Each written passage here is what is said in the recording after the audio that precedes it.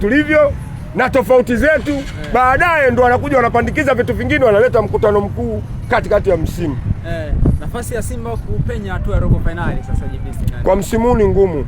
Mimi ndo shabiki mbishi na shabiki mwenye moyo mgumu kuliko mashabiki wote wa Simba. Unasema kwamba umeelewa? Msimu huu ni ngumu kwenda robo finali. Msimu huu ni ngumu kwenda robo finali. Kwenda robo finali msimu huu ni ngumu. Huyu ndo alikuwa atupe pointi 6. Huyu Said Mali. Umeelewa? Utaenda kupata pointi 6 kwa nani? Kwa Experience di Tunis. Kwa sababu timu kubwa hizi kila zinavyoanza kucheza, yani timu kubwa mechi ya kwanza. Hata kwenye kombe la dunia Ufaransa aliotewa na Senegali. Kombe la 98 mechi ya kwanza ya ufunguzi ni Ufaransa na Senegali. Diata anafunga goli mita 40, Ufaransa anafungwa mechi ya kwanza. Alafu bingwa alikuwa nani?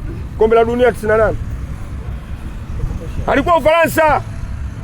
Kwa nini alifungwa Ufaransa mechi ya kwanza? Alifungwa mechi ya kwanza, timu kubwa ndivyo siku zote zilivyo. Mashindano yanavyoanza wachezaji wanakuwa kama wako katika hali ya kurelax.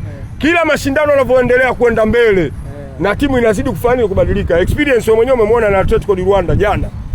Umeangalia mechi? Wametanguliwa goli na Atletico. Atletico amejisahau, Experience kacheza kikubwa kasawazisha goli, katoka sare pale pale ugenini, anaondoka na pointi moja, jumla ana ngapi? Ana 2. Atletico di Rwanda ana ngapi?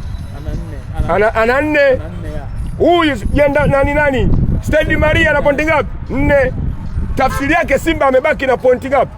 Pointi 6 nyumbani. Sasa hivi Simba ana pointi. Umeelewa?